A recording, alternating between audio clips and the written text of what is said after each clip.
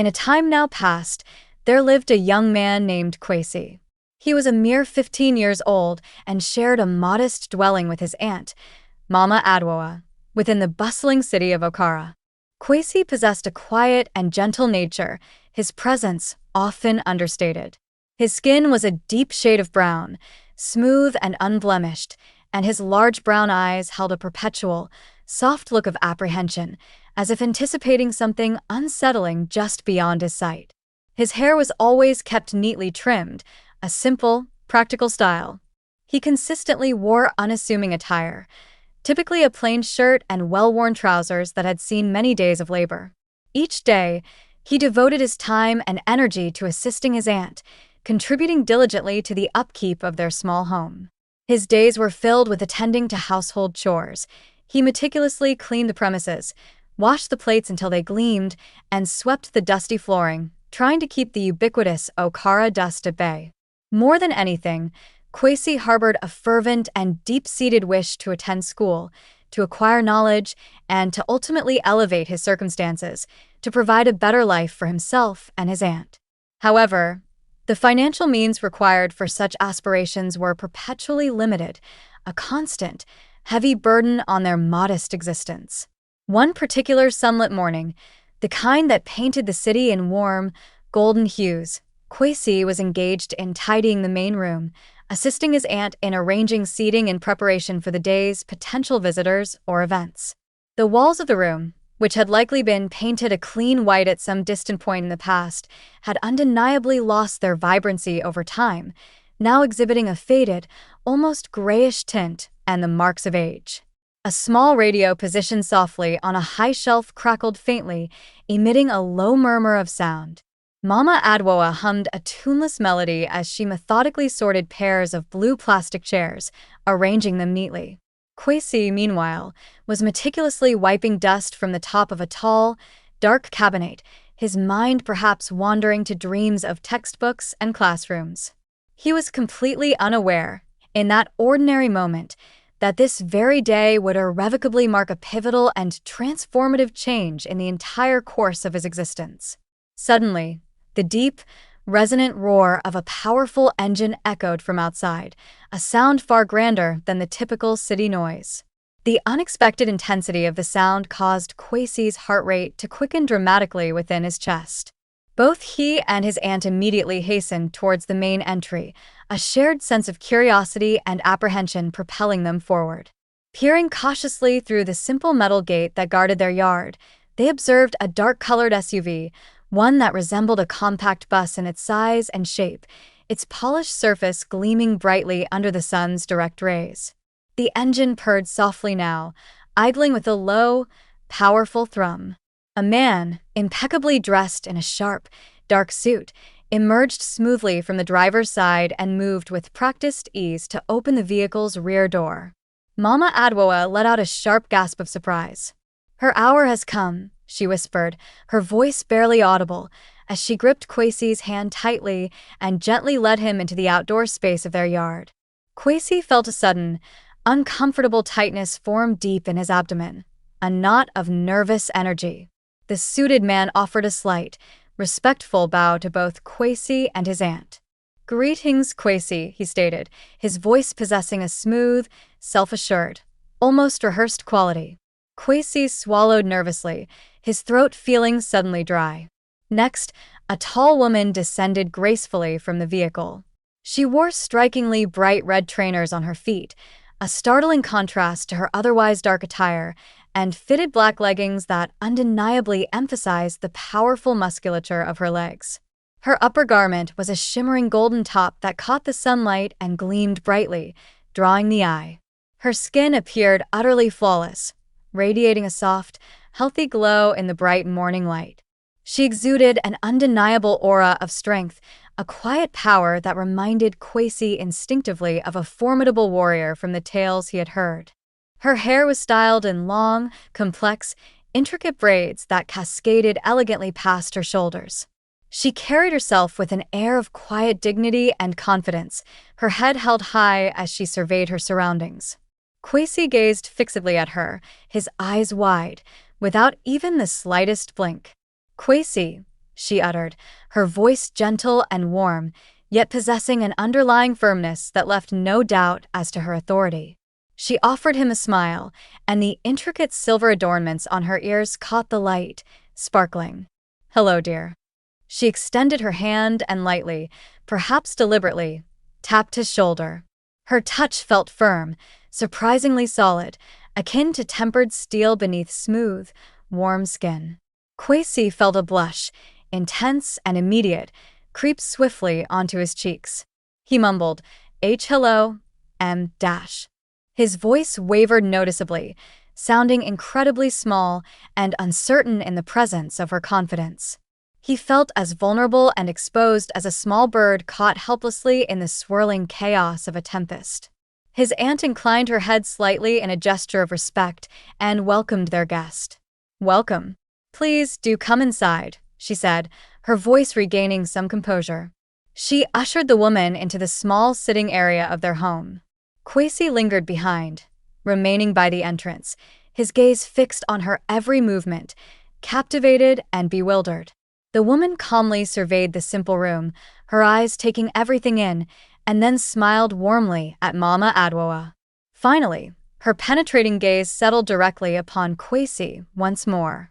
"Your name is Kwesi?" she inquired, her tone soft but direct. He nodded, finding his voice again, albeit softly. "Yes," he confirmed. She turned back to the impeccably dressed man in the suit, who had followed her inside, and issued a clear instruction. "You may commence filming now," she commanded. The man produced a compact camera, sleek and professional-looking, and activated it. A small red indicator light illuminated, confirming it was recording.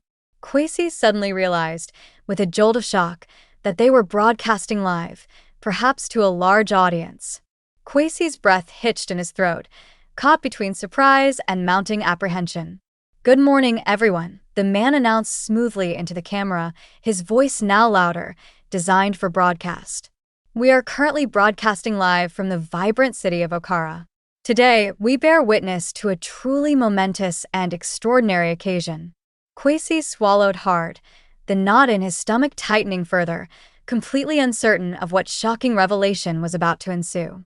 His aunt watched him closely, her expression one of evident concern and quiet worry. The woman in the golden top approached him once more, her presence commanding attention. "My name is Enkay," she announced clearly, her voice unwavering and strong. "I am 50 years old. Many people often tell me I appear considerably younger than my age." She paused, letting her words hang in the air, allowing the camera to capture her face and then shift to focus on Kwesi, who stood frozen in place. "Some even suggest," she continued, her smile widening slightly, "I look as though I am 25. She paused again, a deliberate dramatic effect.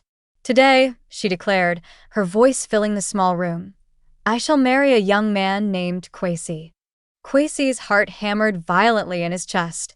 He felt an intense pressure, as if he couldn't draw a single breath. He instinctively glanced at his aunt, who offered him a strained, thin smile, clearly laden with worry and uncertainty about the unfolding events.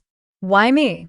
Kwesi whispered, almost inaudibly, the question escaping his lips involuntarily, directed more at himself than anyone else. However, the camera was actively recording his reaction, and the suited man raised a questioning eyebrow slightly in his direction, having seemingly caught the faint murmur. Enkay chuckled softly, a warm, rich sound that nonetheless sent a shiver down Kwesi's spine. "Because I have chosen you, Kwesi," she stated simply, as if it were the most obvious thing in the world. "I desire a swift, spontaneous union, a decision made without delay." She directed a confident wink towards the camera, a gesture clearly intended for her viewing audience. "We are poised," she added, her voice adopting a tone of playful challenge, "to demonstrate to the world that affection and connection can manifest in the most unexpected and surprising ways." A cold shiver traced its way down Kwesi's spine, a sensation that had nothing to do with the room's temperature. His mouth opened slightly in disbelief, but no sound escaped his lips. He looked desperately to his aunt, silently pleading with his eyes for her intervention, for her to somehow make this surreal situation disappear. Mama Adwoa gently touched his arm, her touch a familiar comfort amidst the chaos. "Kwesi," she murmured in a low, hushed tone, her voice filled with a mix of pleading and quiet determination. "Enkay wishes to provide assistance to us. She possesses substantial wealth, more than we can imagine. She can settle matters concerning our home, perhaps even buy us a better one, and enable your attendance at a reputable school, the kind you have always dreamt of." Tears welled unmistakably in her eyes, shining in the sunlight filtering through the windows. Kwesi's thoughts raced frantically, a confusing jumble of fear and desperate longing.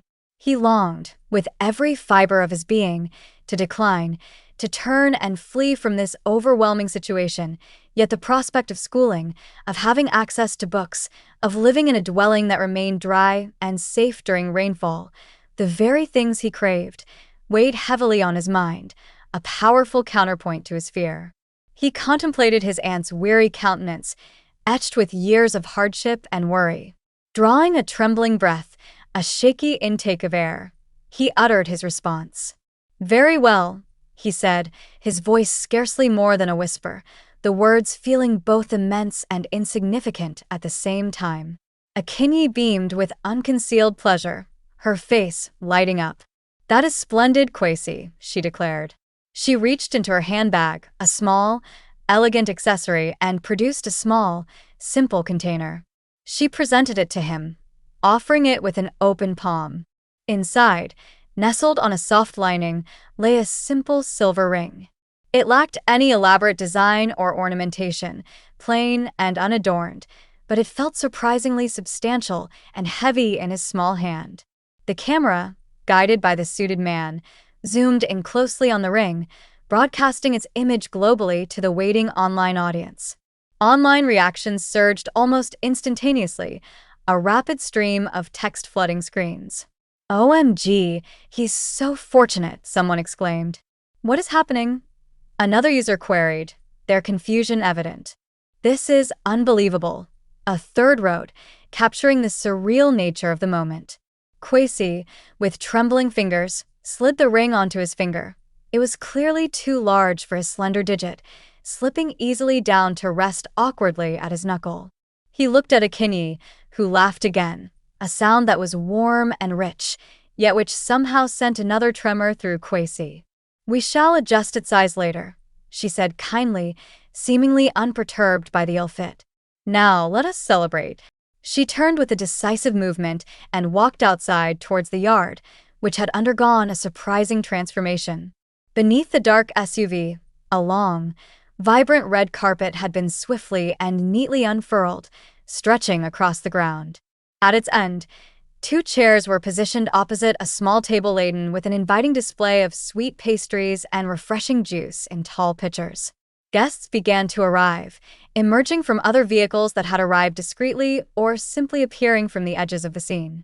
Some were clearly Enkay's associates and assistants, carrying cameras, large lighting equipment, and elegant floral arrangements, adding to the atmosphere of a planned, elaborate event. A musical ensemble began setting up drums and guitars, and a vocalist tested her microphone with soft, clear notes. Before long, the yard, usually quiet and simple, was alive with melodies and the animated buzz of conversation. Kwesi remained close by his aunt's side, a small, bewildered figure amidst the growing crowd. He still wore his modest shirt and trousers, feeling conspicuously out of place. But someone discreetly presented him with a neat jacket, a slightly ill-fitting edition which he donned, feeling its tightness around his slender arms. Enkay now wore a radiant gown.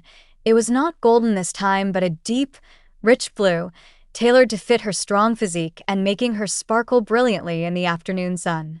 The singer commenced a slow, melodic ballad, her voice soulful and clear. Mama Adwoa discreetly wiped a tear from her cheek, whether of relief, worry, or something else entirely. Kwesi could not be certain. Kwesi's gaze fell upon the cake on the table. It was white, intricately adorned with delicate sugar roses of a soft, gentle pink hue. He imagined its taste, sweet and perhaps comforting, but his stomach churned with a persistent apprehension that made the thought of food unwelcome. The vocalist concluded her song, and a wave of applause filled the air. Enkay stepped forward to a small stand, tapping a glass gently with a utensil to command attention. The noise of conversation subsided, replaced by an expectant silence.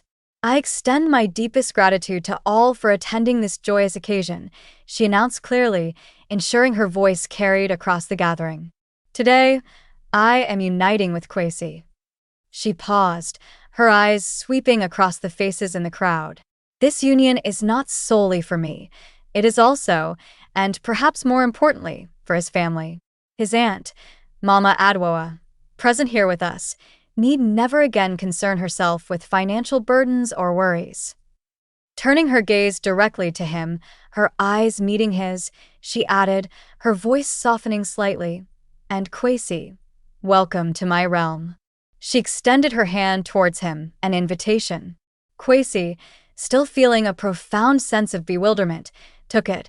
Her touch was soft and surprisingly cool this time. However, as she enclosed his fingers gently within her own, a strange, unsettling spark of apprehension coursed inexplicably through him. The singer began another melody, a more upbeat tune, and the festivities resumed their energetic pace. Guests partook in the delicious pastries and refreshing beverages, engaging in laughter and capturing numerous photographs of the unusual scene. Kwesi remained standing beside Enkay, observing the entire scene in a state of stunned disbelief, feeling profoundly detached from the vibrant activity surrounding him. He felt like a small, insignificant fish abruptly thrust into a vast, incomprehensible ocean of cameras, dazzling illumination, and overwhelming sound.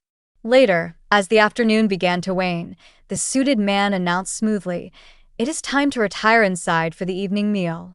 He guided everyone towards a modest, yet elegantly prepared tent that had been erected discreetly adjacent to the main house.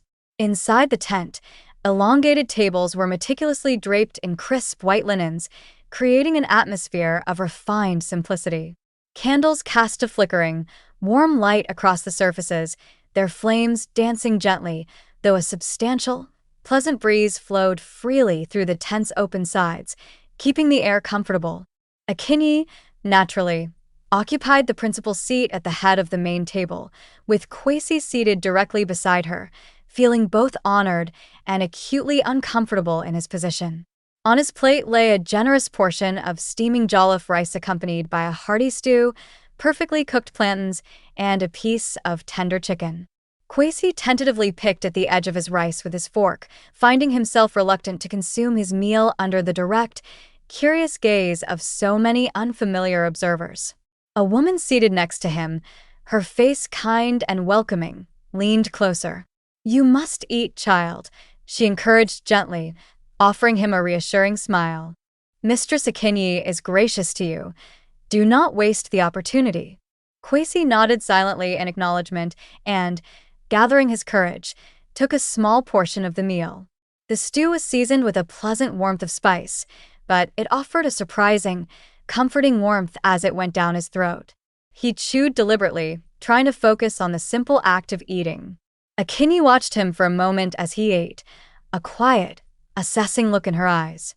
Once he had swallowed the small mouthful, she remarked, her voice soft, "You possess considerable courage, Kwesi, to face such a day." He swallowed again, taking a breath before replying, "I am merely fatigued. The exhaustion of the day, both physical and emotional, weighing heavily upon him." Enkay's expression softened perceptibly in response. "It has been a significant day indeed," she conceded. "You shall rest soon enough." Following the meal, the guests gradually began to depart, the celebratory atmosphere winding down. Kwesi and his aunt accompanied Enkay and the suited man back into the main house, leaving the temporary tent behind. Within the house, a spacious corridor extended before them, lined on one side with tall, gleaming mirrors that reflected the bright illumination from overhead fixtures, creating a dazzling, almost infinite effect. Kwesi's simple sandals made soft, almost hesitant clicking sounds on the highly polished floor surface as he walked. Enkay led him towards a prominent staircase crafted from gleaming, dark wood, its banisters smooth and cool beneath her hand. She halted before a large door situated prominently at the conclusion of a long passage on the upper floor. Opening it smoothly, she stepped inside ahead of him, inviting him to follow. Enkay held his breath in anticipation, unsure of what awaited him within. The chamber she had entered was vast and undeniably opulent, far grander than anything Enkay had ever imagined. It featured a magnificent, imposing four-poster bed adorned with flowing white draperies that hung elegantly from its frame.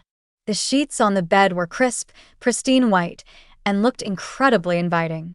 A soft, plush carpet covered the floor, luxurious beneath his sandals. On one wall, a colossal mirror stretched from the floor all the way to the ceiling, encased within a grand, golden frame that was intricately carved with depictions of delicate flowers and intertwining vines. It was a breathtaking, almost overwhelming sight. Enkay gestured for Enkay to enter the room fully. "This is your personal chamber now, Enkay," she announced, her voice carrying a note of satisfaction. "I sincerely hope you find it to your liking and comfort."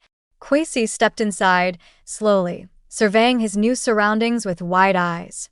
He felt as though he had somehow stepped, quite unexpectedly, into a royal residence, a palace fit for kings. He had never witnessed such grandeur, such overt displays of wealth and luxury, in his entire short life. His gaze lingered on the massive mirror, where he beheld his own reflection, a slender, rather small young man standing somewhat awkwardly within a room that seemed far too grand for him, a room truly befitting nobility. He tugged nervously at the slightly tight jacket he was still wearing. I find it pleasing," he softly responded, his voice hushed in deference to the room's silence and grandeur. Enkay's smile widened, a look of genuine pleasure on her face. "Excellent, Enkay," she said. "Obtain some much-needed rest here, and we shall partake in breakfast together tomorrow morning." She again patted his shoulder lightly, a gesture of reassurance. "May you sleep soundly, Enkay, and feel refreshed." Enkay nodded his assent, still feeling somewhat overwhelmed. She exited the chamber, closing the door quietly behind her, leaving him alone in the vast space. He removed his jacket and placed it carefully aside before seating himself tentatively on the edge of the grand bed. He then took off his well-worn footwear and reclined back onto the soft bedding, directing his gaze towards the imposing mirror. It seemed to emit a faint, almost imperceptible luminescence in the subdued light emanating from the corridor lamp outside, as if holding some internal light. Enkay's mind buzzed with a multitude of unanswered inquiries and a persistent, unsettling sense of apprehension. He felt diminished and strangely isolated in the enormous room. Closing his eyes, he could nonetheless perceive the mirror's silent, watchful scrutiny upon him, a feeling he couldn't shake. For a moment, he thought he detected a faint, echoing laughter, a sound that seemed to come from nowhere and everywhere at once. Though he quickly dismissed it, telling himself it might have been merely a figment of his imagination, born of his exhaustion and fear. His heart pounded vigorously within his chest. He attempted to focus his thoughts on pleasant, calming matters, perhaps his dreams of school or the comfort of his aunt's presence, yet all he could vividly visualize were Enkay's remarkably powerful muscles and her radiant, unsettling smile. Enkay sat abruptly upright, rubbing his eyes, trying to shake off the strange feeling. The surface of the mirror appeared vacant now, reflecting only the dim room. He withdrew beneath the covers, pulling them tightly around himself, and drew himself into a tight curl, seeking comfort and protection from the vastness of the room and his own unsettling thoughts. His breathing gradually steadied as the sheer exhaustion of the day began to pull him towards slumber. In the stillness of the night, a singular, persistent thought lingered stubbornly in his mind. What concealed secrets reside behind that gleaming, imposing mirror? And with that unresolved, unsettling question hanging in the air, the room grew darker around him, and Enkay finally succumbed to a restless, uncertain sleep, having no idea what the coming day held in store for him. The following morning, Enkay awoke before the sun had fully risen, the world outside still shrouded in the pale light of dawn. His eyes opened to the profound, almost heavy stillness of the grand sleeping quarters. The large mirror positioned prominently in the corner captured a faint illumination filtering into the room from the hallway outside. He blinked, pushing himself up into a sitting position, the soft bedding sliding away from his legs. His heart continued its rapid beat, a lingering residue of the previous night's anxiety and the unsettling feeling he couldn't name. He pressed his hands against his chest in an attempt to calm the frantic rhythm and inhaled deeply, letting the cool morning air fill his lungs. The room felt surprisingly cold, although he knew the external air would soon warm as the sun climbed higher. He swung his legs over the edge of the massive bed, placing his bare feet onto the soft, plush floor covering. The door to his room remained closed, a solid barrier, and through the narrow gap at its base, he detected a subtle, rhythmic sound, a low thud, followed by another, a muffled echo of what might have been a gentle descent or a controlled landing. Kwesi stood quietly and walked stealthily towards the door. He inclined his head, pressing his ear carefully against the wood surface, and listened intently, trying to decipher the origin of the sound.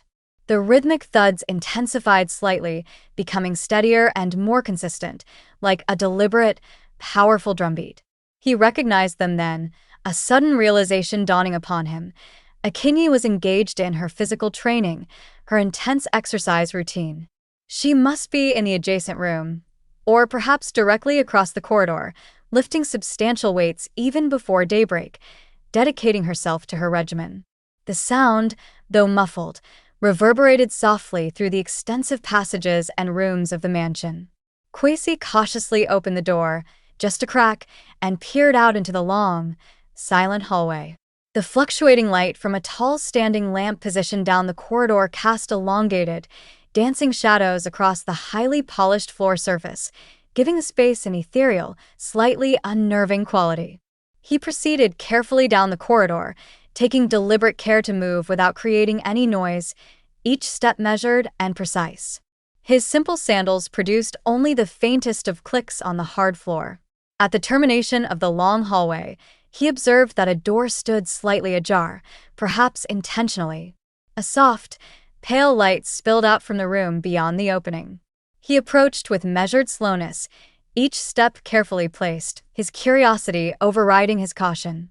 Inside, Enkay stood next to a pair of dumbbells that appeared to be twice the size of Kwesi's own head, massive and imposing. Her leggings clung tightly to her powerful legs, highlighting their definition, and her golden upper garment seemed to glow with an inner light under the direct overhead lighting of the room.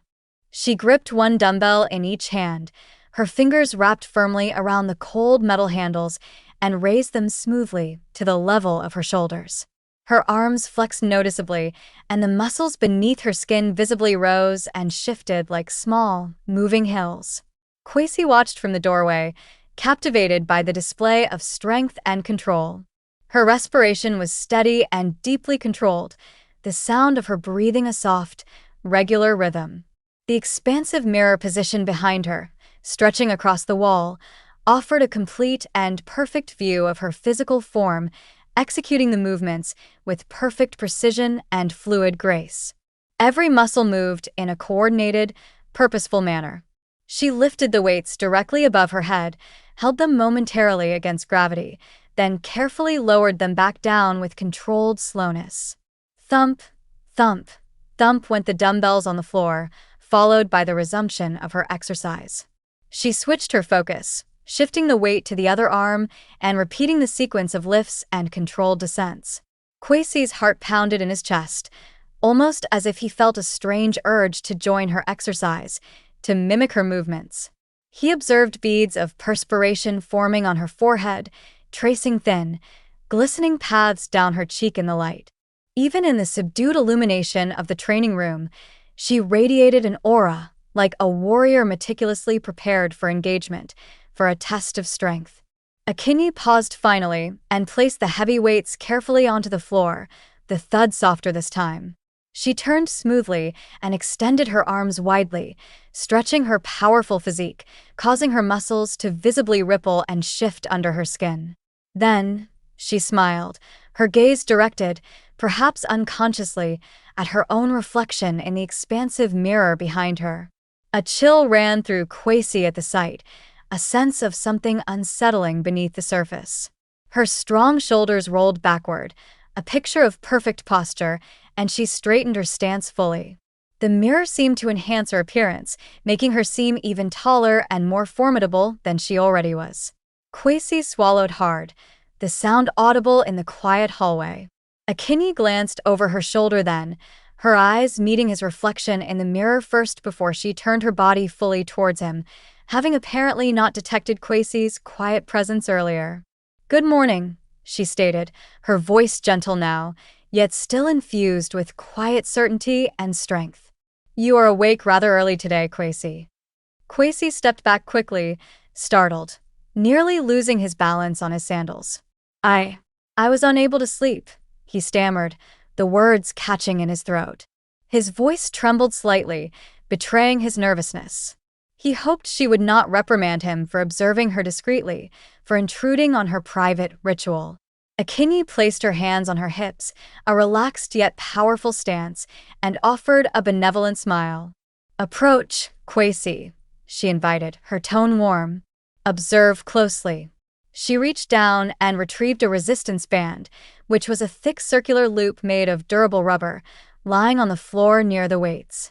She stepped onto the band with both feet, positioning them firmly, and grasped the opposite section of the band with her hands. Kwesi watched attentively from the doorway as she drew the band upwards, the rubber material stretching tautly under tension. She engaged her biceps muscles, then shifted her focus, demonstrating exercises for her back muscles and, subsequently, for her leg muscles. She executed bending and straightening motions, each movement precise, controlled, and flowing smoothly into the next. Kwesi's mouth felt dry, his gaze fixed on her movements. He remained positioned at the doorway, feeling rooted to the spot, unable to move. He found it difficult to comprehend how she maintained such remarkable strength and such a youthful, vibrant appearance at the age of 50. Her muscles undulated and relaxed with a fluid, almost hypnotic motion, like the movement of waves upon the ocean's surface. He had never witnessed anything comparable, not even in the pictures he had seen in the limited books available to him. Enkay completed her exercise routine with the band and let it fall to the floor. She used a towel to wipe the perspiration from her forehead and then walked over to where Kwesi stood, still frozen in place. "You appear troubled, Kwesi," she remarked, her tone gentle and reassuring, a stark contrast to her intense focus moments before. "Are you feeling well this morning?" Kwesi nodded silently, unable to offer a verbal response, still overwhelmed by what he had witnessed and the questions swirling in his mind.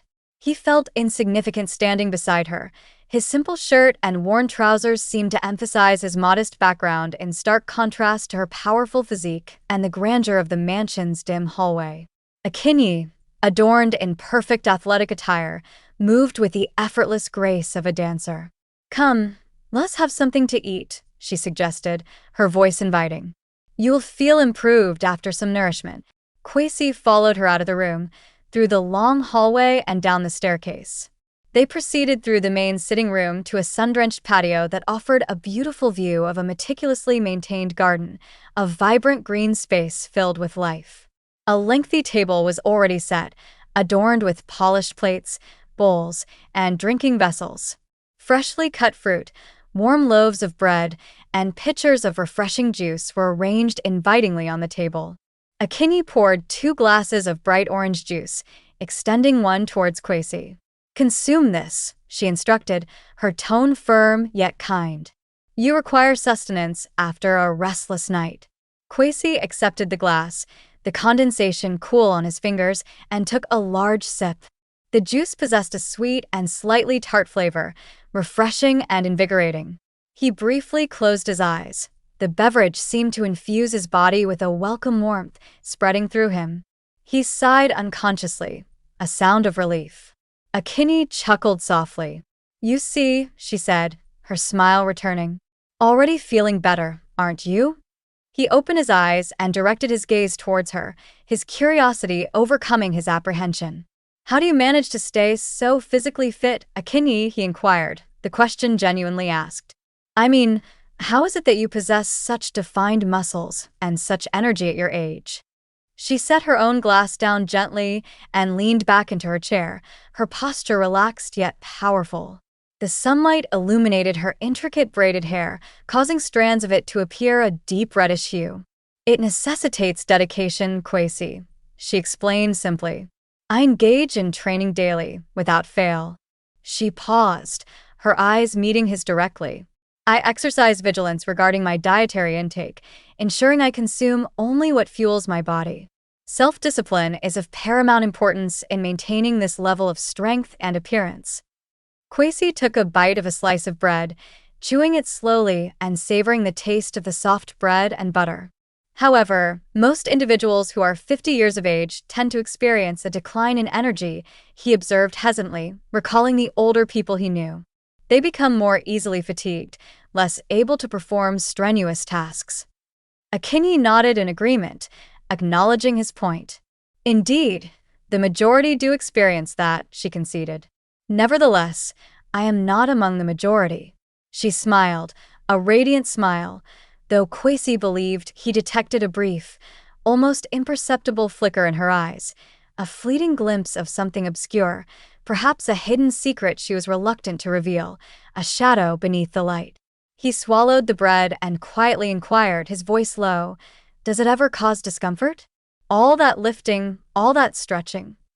Her smile broadened slightly, almost becoming a knowing look. "Pain is an intrinsic element of development, Kwesi," she stated calmly. "Experiencing discomfort, pushing past your limits, is an indication that you are undergoing transformation, becoming stronger. Embrace it, do not fear it." A shiver, not of cold but of unease, passed through Kwesi. He set down his bread and averted his gaze, looking out at the garden instead. He did not feel courageous enough to express disagreement with her philosophy. Or perhaps he simply did not understand it. Instead, he consumed more of the refreshing juice. They continued to eat in silence for a brief interval, the only sounds the gentle clinking of silverware and the cheerful chirping of birds vocalizing melodiously within the lush garden surrounding them. A household attendant approached discreetly with a serving of hot coffee intended for Enkay, but she politely dismissed him with a simple wave of her hand, preferring her juice. Following the breakfast, Enkay stood smoothly and extended one arm high above her head in a long, deliberate stretch, her muscles lengthening gracefully. "I must prepare for today's recording session, Kwesi," she announced, her voice shifting back to a more professional tone. "Gather your personal effects and meet me in the principal sitting room within 10 minutes, please." Kwesi nodded his affirmation and rose to his feet, experiencing a slight unsteadiness in his legs, the remnants of his fear and restless night. He steadied himself and followed her back inside the mansion. He returned to his allocated room, the grand chamber that still felt alien to him. His heart continued its rapid beat, a nervous drum against his ribs. The mirror situated within the room captured his reflection as he entered, a young man clad in a housecoat that draped loosely over his slender frame, making him appear even smaller. His eyes seemed larger than their usual size, wide with apprehension. He rubbed his forehead, feeling weary once more, despite the morning light. He opened the large wardrobe and changed into simple, familiar attire, a plain t-shirt and jeans, clothes that felt like his own. He ran his fingers through his hair to neaten it and then, with a final, lingering glance at the grand bed and the imposing mirror, he exited the room, closing the door behind him. He felt, or perhaps imagined, that the mirror observed his departure. Within the sitting room, now transformed, cameras and lighting equipment occupied significant space. A production team bustled about, arranging camera angles, adjusting technical setups, preparing for the live broadcast. Enkay was seated on a luxurious sofa, appearing relaxed, engaged with her mobile device. Kwesi stood beside her, feeling a mixture of curiosity about the process and his persistent apprehension about his role in it. The man in the suit approached them smoothly. "We'll be commencing the live broadcast in precisely 5 minutes. Enkay, Kwesi," he announced, his voice crisp and professional. Please prepare yourselves. Enkay extended her phone towards him, offering it casually. Display the commentary feed, please, Mark, she requested. Kwesi leaned closer and scanned the rapidly scrolling text on the screen, a constant stream of comments from viewers, too swift for him to read comprehensively. People are inquiring, he relayed hesitantly, reading aloud some snippets. Is this genuinely occurring? He added, finding another comment. And can we obtain tickets to the wedding? Enkay laughed, a genuine sound of amusement. They are thoroughly enjoying it, she remarked, pleased. Extend a greeting to them, Kwesi. Kwesi swallowed nervously and tapped the phone screen, his fingers hovering over the digital keyboard. He composed the simple word hello and, after a brief hesitation, transmitted the message. Upon transmitting the message, an immediate influx of additional, excited comments appeared, flooding the screen. He conveyed greetings, one user exclaimed. Oh my goodness, another wrote. Exceedingly endearing, a third commented, reacting to his simple message. He returned the device to Enkay, who was still smiling broadly. Enkay's smile appeared radiant once again, reflecting her satisfaction. Well done, Kwesi, she praised. They appear to be fond of you already. The director's voice cut through the room, calling out instructions. Positions, everyone, please. Prepare for live. Lights illuminated, bright and warm, and the camera began recording, the red light glowing. Enkay and Kwesi were seated side by side on the plush sofa, positioned perfectly for the camera. Enkay draped her arm casually across Kwesi's shoulder, a gesture of familiarity for the cameras. He became momentarily rigid under her touch and used to such physical closeness, especially on camera. Welcome back. Enkay addressed the camera directly, her voice engaging and confident, perfectly modulated for television. Today, I intend to share aspects of my daily regimen, my secrets to vitality, and I shall introduce you all to my handsome spouse, Kwesi, who is joining me on this journey. Members of the production crew chuckled softly behind the cameras. An indicator light on the camera turned green, signaling they were officially live. The man in the suit spoke into a microphone, providing context for the viewers. We are presently broadcasting live, he announced, to an audience of 5 million viewers worldwide.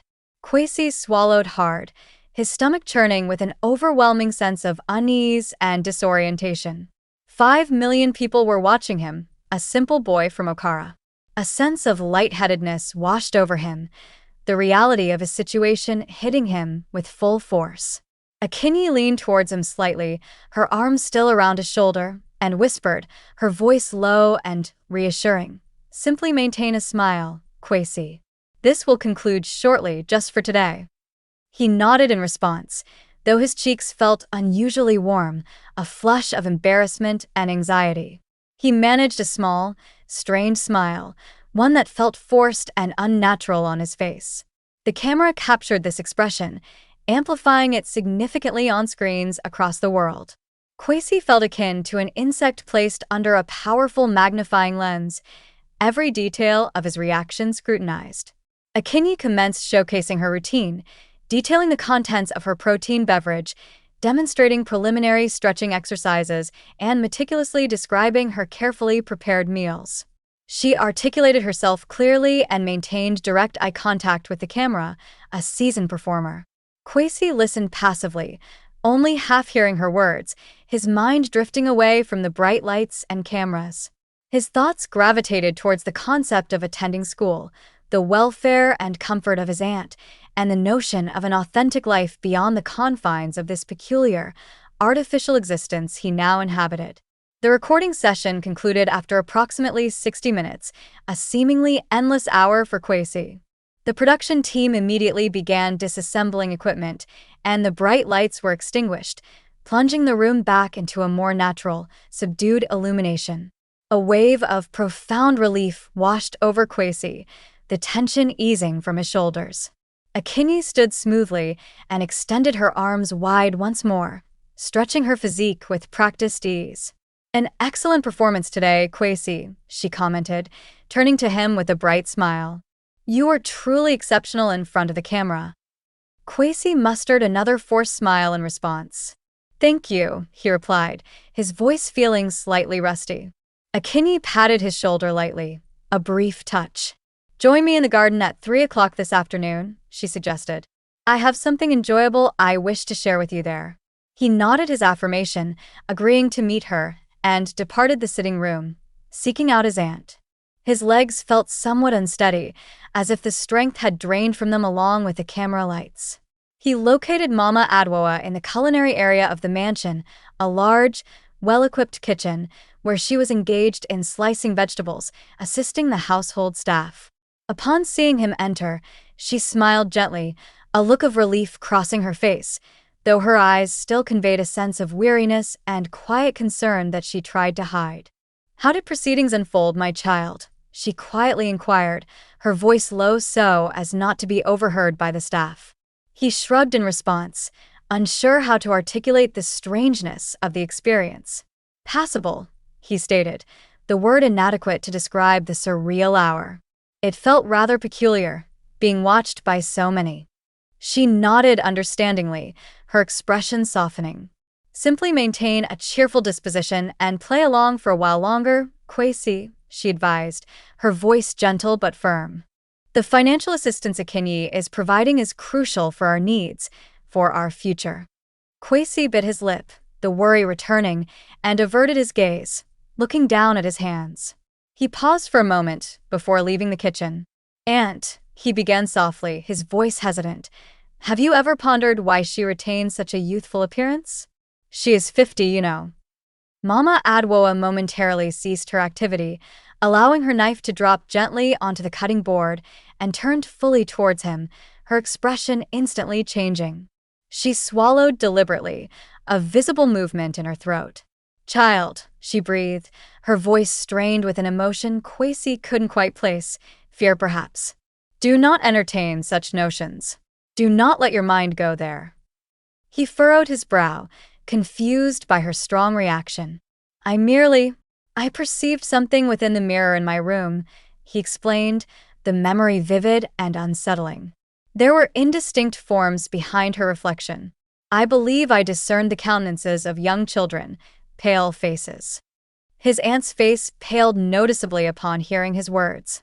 She quickly wiped her hand on her apron, her movements sudden and anxious. Seek rest, Kwesi, she instructed firmly, her voice brooking no argument. Refrain from allowing your thoughts to wander unnecessarily into things you do not understand.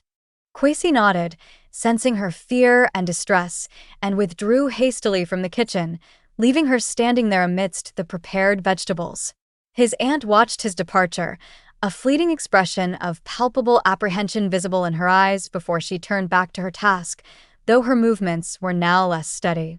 At precisely 3 o'clock in the afternoon, as the sun began its slow descent, Kwesi located the garden.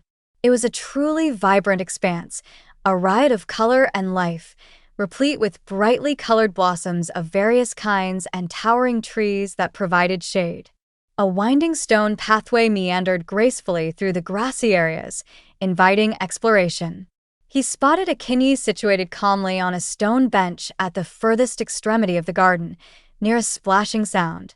She indicated the unoccupied space beside her with a gentle gesture. Kwesi approached slowly and took a seat beside her.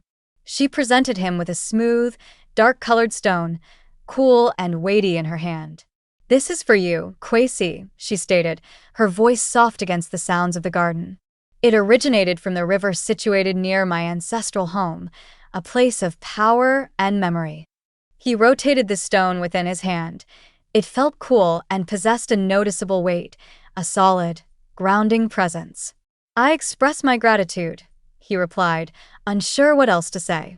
She smiled, a genuine, relaxed smile this time.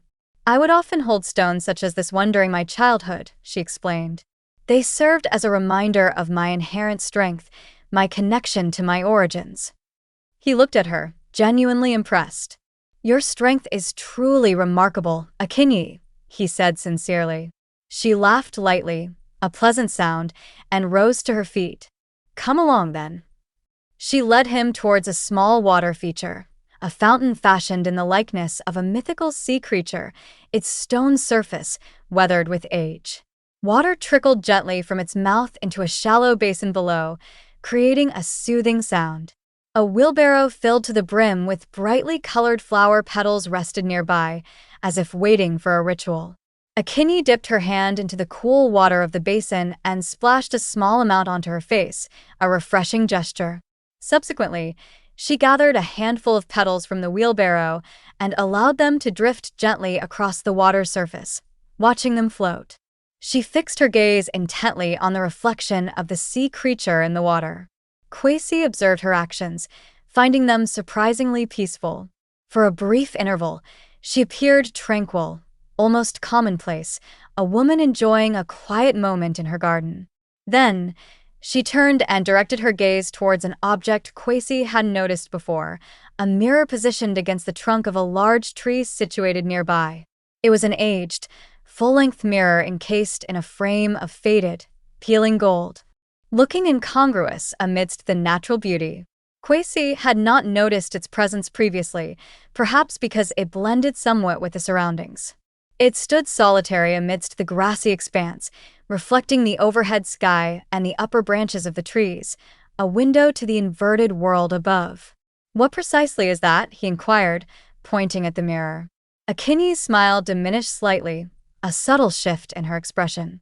"Merely an antique mirror I discovered some time ago," she explained, her tone casual. "I find pleasure in observing the celestial formations reflected within it, seeing the sky from a different perspective." Kwesi, drawn by an irresistible curiosity and perhaps a sense of dread, stood and approached the mirror, leaving the fountain behind. As he drew closer, he sensed a gentle current of air causing the glass surface to ripple almost imperceptibly, like water disturbed by a breath. He peered into it intently, his reflection appearing in the glass. For a fleeting moment, he perceived only his own image, looking small and uncertain, and the verdant grass extending behind him. Then, the atmosphere around the mirror shifted subtly, growing heavier, colder. He observed forms in motion behind his reflection, indistinct shapes shifting. He blinked his eyes deliberately, shaking his head slightly, thinking it was a trick of the light or his imagination. But the forms remained visible, faint contours resembling small physiques, human shapes, standing just beyond the glass. Children, their hands clasped together, stood positioned directly behind the reflection of Enkay, who had now moved to stand beside him. Their countenances were devoid of color, pale and stark, reminiscent of moonlight upon stone, or perhaps simply drained of life. They remained motionless, silent observers, yet he felt the intensity of their gaze fixed upon him, cold and unwavering. He recoiled instinctively, stumbling backward, his heart pounding forcefully against his ribs. "Enkay," he stammered, his voice quivering with sudden, profound fear. Who are those individuals behind you in the mirror?" Enkay's expression hardened perceptibly, her casual demeanor vanishing. She advanced towards a mirror with a determined step and positioned herself directly in front of it, facing its surface. She extended her hand, her palm held flat against the space directly before the glass, not touching it, but hovering close. The forms of the children shifted slightly within the glass, their pale faces turning towards her, but they did not dissipate, they did not vanish. She did not make direct contact with them, keeping her hand separated by a thin layer of air. Kwesi observed, immobilized by shock and terror. The mirror continued to display Enkay's formidable figure, now standing resolute, yet behind her, the spectral forms of the children remained standing, unmoving, unsettling. Their mouths were agape, stretched wide, as if they were screaming, but no audible sounds emanated from them, their cries trapped within the glass. Their eyes were empty, dark voids that seemed to exert a captivating, terrifying pull upon him, drawing him towards the mirror. He yearned to emit a scream himself, to turn and take flight from this horrifying vision, yet he found himself completely unable to divert his gaze from the mirror's surface and the silent, pleading faces within. Then, Enkay turned, her expression softening slightly, and gently placed a hand upon Kwesi's shoulder. Her touch, surprisingly, conveyed a sense of warmth, a stark contrast to the cold dread filling him. He started in surprise at her touch.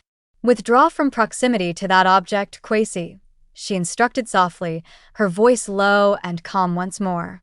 "It is merely an antiquated mirror, old and perhaps temperamental. Occasionally, it reveals aspects we would prefer to keep concealed, shadows from the past." He offered no verbal response, his gaze remaining fixed upon the reflective surface, drawn by the figures he had seen. The spectral forms of the children gradually faded, becoming fainter, dissolving slowly into the imagery of the trees and the sky reflected behind Enkay. Kwesi shook his head slowly, trying to clear the image from his mind, but it was burned into his memory. "No," he whispered faintly, his voice thin and shaky. "I definitively observed them. They were there." Enkay sighed softly, a sound of resignation, and took hold of his hand, her grip firm. "Come along," she urged. "Let us proceed indoors. The air is growing cool." He followed her directives, his feet moving on their own, his attention remaining fixed on the mirror until he was safely inside the dwelling, leaving the disturbing object and the spectral forms behind in the garden. The door closed behind him with a soft click, effectively insulating them from the external environment and the secrets it held. Kwesi placed the dark stone, which he had received from Enkay at the fountain, upon a small side table near the entrance, its weight a strange comfort. He proceeded down the hallway, his footsteps echoing softly in the quiet space. He passed by the large mirror positioned near the entrance to his chamber, consciously avoiding looking at it, afraid of what he might see reflected there. He felt the weight of what he had witnessed pressing heavily upon his chest, a suffocating burden. He reached his room and closed the door firmly, sealing himself inside. He seated himself upon the edge of the bed and drew his knees close to his chest, wrapping his arms around his legs. His breathing was rapid and shallow, struggling to keep pace with his racing thoughts and pounding heart. He directed his gaze towards the expansive mirror situated in the corner of the room, an imposing presence even in the dim light. The final rays of illumination from the hallway lamp shone upon its glass surface, creating a faint glow. Kwesi stared intently at his own reflection, his eyes appearing dark and hollow in the dim light, his shirt noticeably crumpled from the day's events. Then, he heard it, a soft, almost inaudible whisper, so faint that he initially doubted its reality, wondering if his mind was playing tricks on him. "They remember you." The words seemed to drift within the encompassing silence of the room, hanging in the air. Kwesi's breath caught in his throat. He instinctively looked away from the mirror surface, a wave of fear washing over him. Subsequently, he heard the sound once more, clearer this time, undeniable. "They remember you." The voice, if it could be called a voice, conveyed a sense of profound melancholy and exhaustion, ancient sorrow. He turned slowly back towards the mirror, compelling himself to face it. His reflection gazed back at him, his own fearful face staring out from the glass. Positioned behind him within the glass, faint, indistinct outlines of small hands were pressed against the surface, as if someone was on the other side, reaching towards him, trying to make contact. Kwesi leapt to his feet in alarm, retreating hastily across the room. "No!" he cried out, covering his face with his hands, trying to shut out the image. His legs faltered, weak with fear, causing him to stumble backward until he collided with the edge of the bed. He collapsed onto the mattress and, in a desperate attempt to hide, pulled the covers completely over his head, burying himself in the soft fabric. He heard the whisper one final time, softer now, fading. "They remember you." It gradually diminished, dissolving, fading into the surrounding darkness of the room beneath the covers. Kwesi lay motionless, his heart pounding fiercely within his chest, a frantic drum against his ribs. He remained still, rigid with fear, until the whispering sounds had completely ceased, until the silence of the mansion returned. The room was once again enveloped in quietude, yet Kwesi was now acutely aware of the undeniable truth, the terrifying reality of what he had witnessed. He pressed his eyes shut tightly and offered a silent, desperate prayer for the onset of sleep, for oblivion, though he harbored a profound apprehension that the night held secrets far more terrifying than he could possibly endure, horrors that sleep would not alleviate. Kwesi awoke much later, with the sun positioned high in the sky, bright outside his window. He experienced a significant heaviness within his chest, a physical manifestation of his fear. The unsettling events of the previous night's dream and the reality that inspired it continued to race through his consciousness, a relentless loop. He sat upright in the bed, rubbing his eyes, his body aching from the combined effects of worry and fear that had held him captive. He felt an intense, urgent desire to leave the confines of his bed and this room immediately, to escape the silent scrutiny of the mirror. He quietly slipped out of his room, moving stealthily, closing the door with deliberate softness, afraid of making any noise. The hallway outside was silent, bathed in the bright mid-morning light. The mirrors lining the walls reflected his small form moving alone through the grand, empty space. His sandals produced gentle clicking sounds on the highly polished flooring, the only sound in the vast corridor. He held his breath, listening intently, and tiptoed past the study, past the large lounge area, moving with cautious precision until he arrived at the entrance to a room he hadn't paid much attention to before, the vanity room. Within the vanity room, sunlight streamed generously through the tall windows, filling the space with light and warmth, causing dust particles to visibly float and dance within the illuminated rays. The room felt bright and conveyed a sense of tranquility, a stark contrast to the fear he felt. A long counter surface stretched along one wall, adorned with an assortment of cosmetic brushes, luxurious moisturizing lotions, and various hair styling implements, all neatly arranged. A wide mirror leaned against the wall above the counter, reflecting the bright room.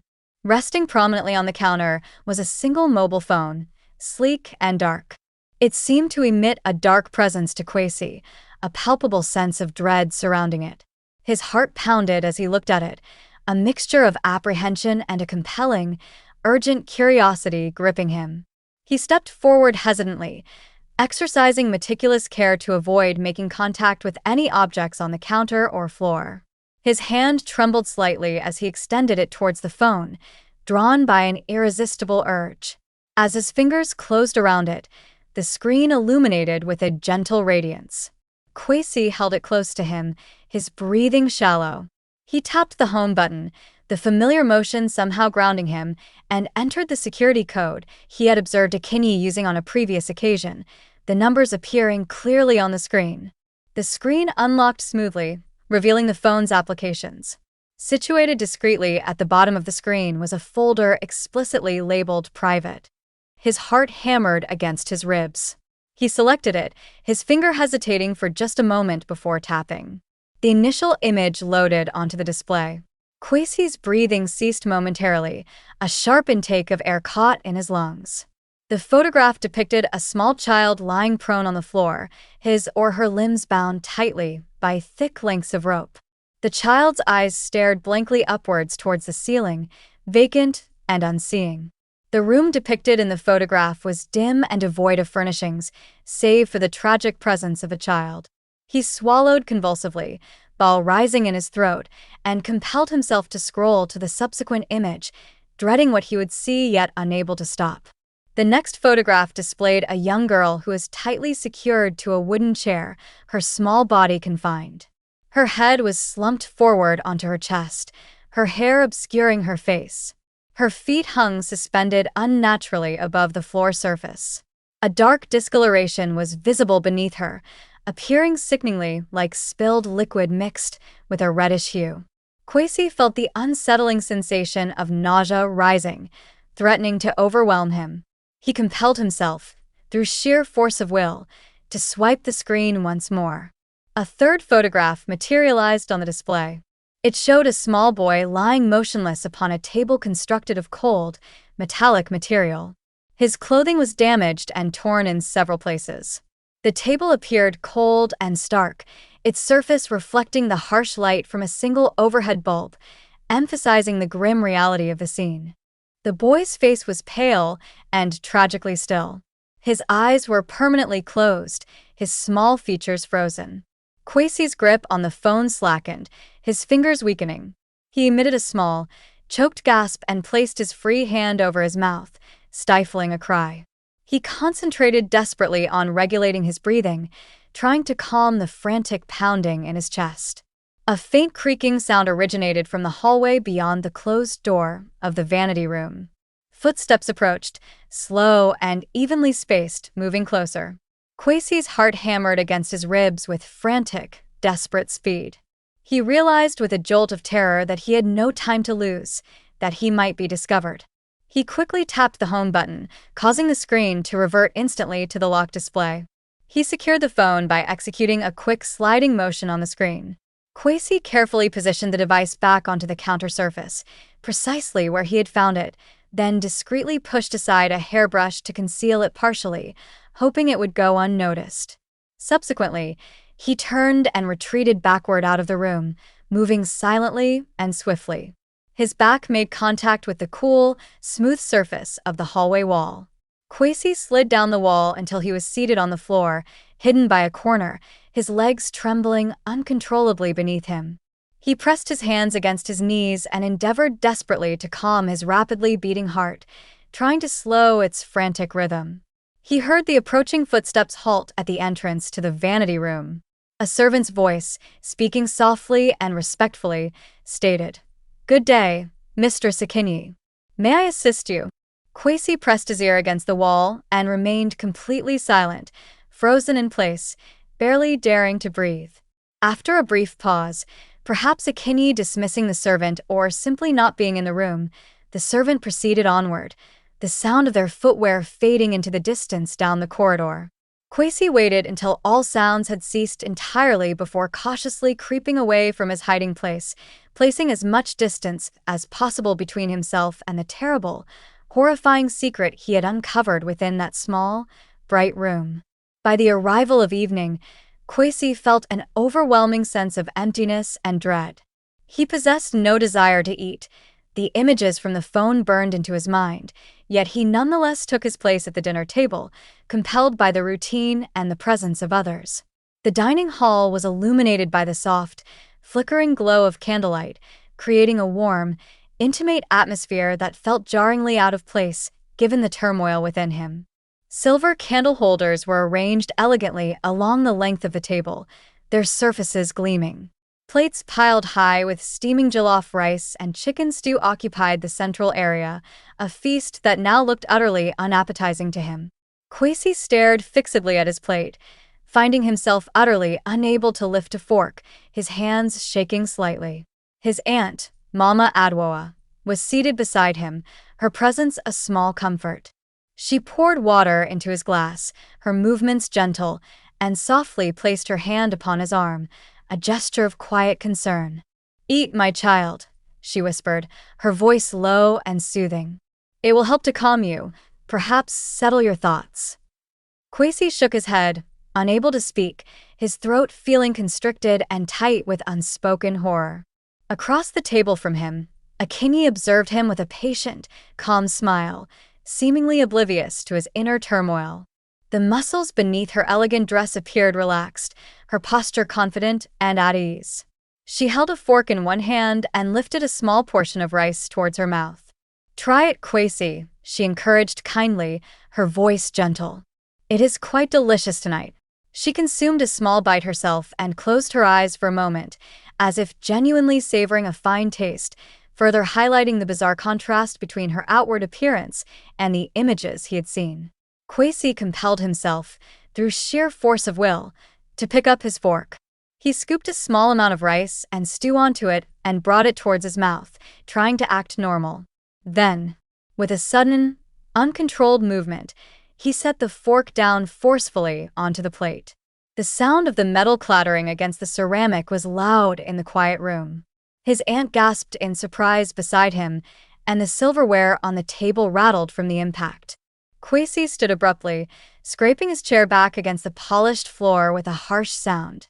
A profound, immediate silence descended upon the room.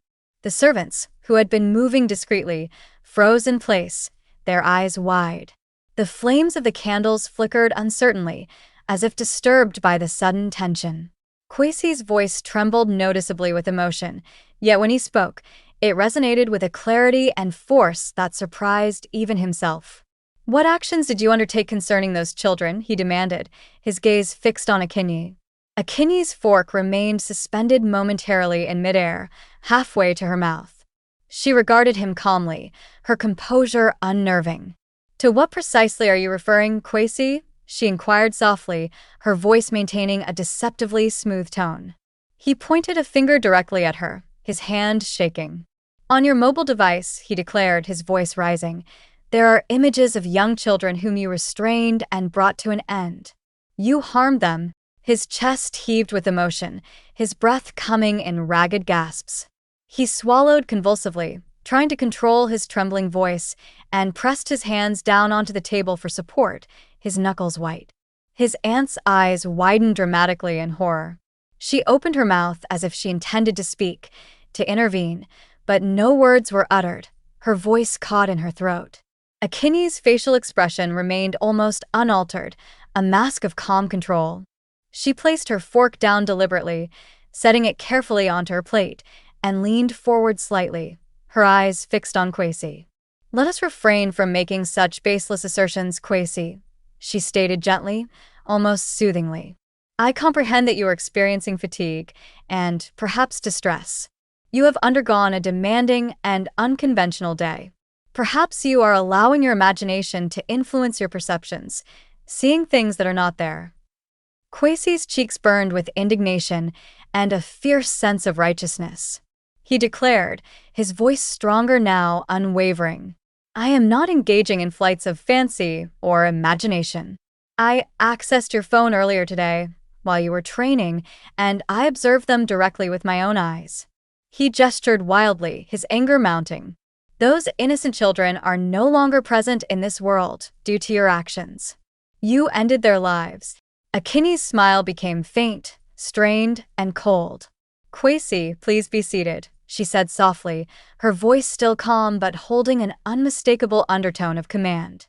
"You are creating an unnecessary disturbance, unsettling the household."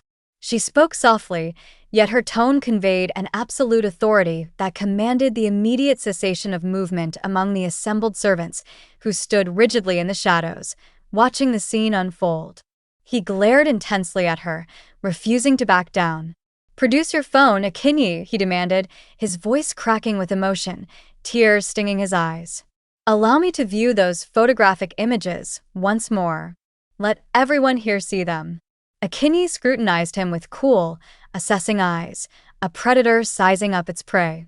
Subsequently, she rose slowly and deliberately from her seated position. Chairs scraped slightly against the floor as she moved around the table. She walked around the perimeter of the table and positioned herself directly facing him, standing tall and imposing. The ambient candlelight danced upon the surface of her skin, giving her an eerie glow. "Attend carefully, my child," she stated, her voice low and chillingly calm. "I shall not permit you to utter such accusations without proof. You shall consume your designated meal now, and thereafter, you shall seek rest in your room. I shall not present any photographic images to you, Kwesi, because the ones you describe simply do not exist." "You were mistaken." Kwesi stood resolutely, his small frame visibly trembling with a mixture of fear and fury. "I shall not partake in my meal," he declared, his voice, though exhibiting a tremble, remaining steadfast and unwavering in its resolve, until such time as you provide an explanation for those children. His aunt, her face etched with worry, rose quickly from her seat and positioned herself between the two of them, a fragile shield. "Please, Kwesi," she whispered pleadingly, her voice strained. "Resume your seated position. Do not provoke her further." She gently placed her hand upon his arm, trying to guide him. Kwesi shook it off dismissively, his focus entirely on Enkay.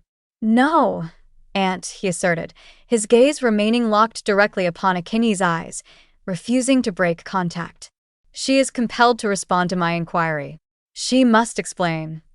Enkay nodded slowly in acknowledgement, accepting his challenge. "Very well," she said, her voice dangerously calm. She turned away from him and strode purposefully back to her appointed seat at the head of the table. She settled into the chair, folding her hands composedly upon the table's surface, her posture radiating controlled power. "Do not venture to accuse me of such heinous acts, Kwesi," she stated, her voice maintaining a calm demeanor, yet it carried an underlying tone of coldness and finality, unless you possess tangible, undeniable evidence to support your assertions. Kwesi stared fixedly at the empty space where the device containing his crucial evidence remained concealed, hidden beneath a hairbrush in the vanity room. He yearned to utter a vehement outcry, to demand the phone, but found himself unable to articulate any sound, the words stuck in his throat. The servants stood rigidly in the shadows, their eyes wide, patiently awaiting further instructions, silent witnesses. His aunt took a deep, stabilizing breath, trying to regain her composure. She gestured subtly with her hand for Kwesi to resume his seat, her eyes pleading.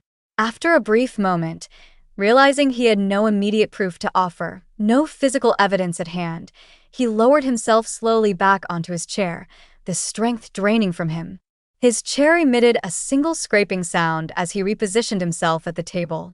He closed his eyes tightly for a moment and struggled to suppress the tears that threatened to surface, tears of frustration and fear. Enkay leaned forward slightly once more, her expression now soft, almost sympathetic. "I have undertaken no action that would cause harm to any individual, Kwesi," she stated, her voice gentle again. "These narratives you have constructed, these disturbing images in your mind, will cease to circulate if you consume nourishment and allow yourself to rest. The night has played tricks on you." Kwesi compelled himself, forcing his trembling hand to grasp his fork once more.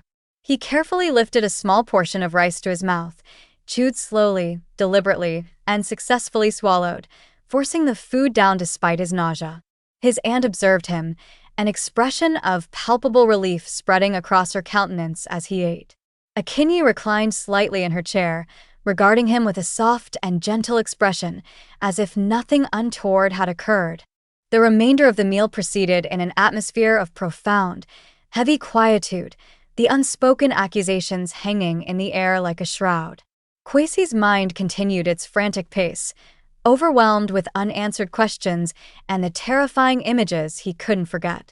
He felt a sense of nausea, but forced himself to consume another small morsel of food, knowing his aunt needed him to appear normal. Eventually, the candles had burned down considerably low, casting long, dancing shadows across the room. Enkay stood smoothly and produced a light clapping sound with her hands, signaling the conclusion of the meal. "I wish everyone a good evening," she announced, her voice clear and resonant. "Thank you for having been in attendance tonight." She turned and departed from the dining area, moving with her usual grace. The servants followed discreetly, commencing the task of clearing the table, their movements quiet and efficient. Kwesi and his aunt rose slowly from their seats. They walked through the long hallway towards their rooms. Kwesi's legs felt weak and unsteady, as though they were composed of jelly beneath his skin, barely supporting his weight. His aunt gently placed her arm around him, offering support and comfort. "Everything will ultimately be well, my child," she murmured in a low voice, trying to reassure him. "Endeavor to obtain some rest now. The morning will bring clarity." Kwesi offered no verbal response. He barely registered her words, his mind consumed by the images from the phone and the mirror. Within his chamber, Kwesi secured the door, turning the lock with a quiet click, sealing himself inside. He sank to the floor, pressing his back against its surface, and slid downwards until he was seated with his knees drawn up to his chest, trying to make himself small and safe. His breathing was rapid and shallow, short gasps of air. He directed his gaze towards the expansive mirror situated in the corner of the room, an object that now filled him with dread. The final rays of illumination from the hallway lamp, filtering under the door, shone faintly upon its glass surface. Kwesi stared intently at his own reflection, his eyes appearing dark and hollow in the dim light, his shirt noticeably crumpled from the day's events. Then, in the quiet of the room, he heard it, a soft, almost inaudible whisper, so faint that he initially doubted its reality, wondering if his mind was finally breaking under the strain. "They remember you." The words seemed to drift within the encompassing silence, ethereal and chilling. Quasey's breath caught in his throat. He instinctively looked away from the mirror's surface, a wave of raw fear washing over him. Subsequently, he heard the sound once more, clearer this time, undeniable. "They remember you." The voice conveyed a sense of profound melancholy and exhaustion, ancient sorrow and lingering pain. He turned slowly back towards the mirror, compelled by an unseen force to face it. His reflection gazed back at him, his own fearful face staring out from the glass.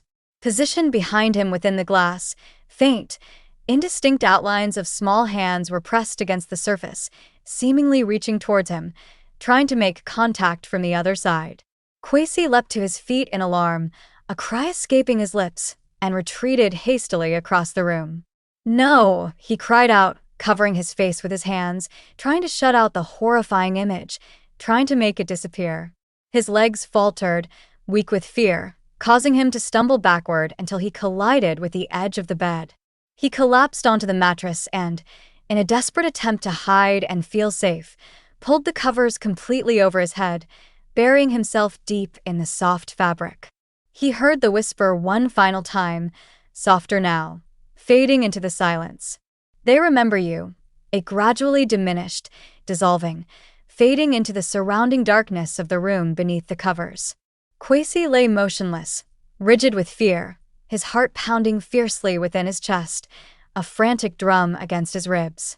He remained perfectly still until the whispering sounds had completely ceased, until the heavy silence of the mansion returned. The room was once again enveloped in quietude, yet Quasey was now acutely aware of the undeniable truth, the terrifying reality of what he had witnessed. He pressed his eyes shut tightly and offered a silent, desperate prayer for the onset of sleep, for oblivion, though he harbored a profound fear that the night held secrets far more terrifying than he could possibly endure, horrors that sleep would not alleviate, but perhaps bring closer in dreams. Quasey awoke to the subtle sound of quiet rustling emanating from the hallway outside his door. His eyes snapped open instantly, and for a brief moment, he remained perfectly still, straining to listen intently, his body tense. The whisper he had heard the previous night echoed distinctly within his memory, chilling him to the bone. "They remember you." He pressed his hand against his chest in an attempt to steady his racing heartbeat, which had immediately accelerated upon waking. He swung his legs over the side of the bed and rose slowly to a standing position. His muscles ached, more from the lingering effects of fear and tension than from sleep itself.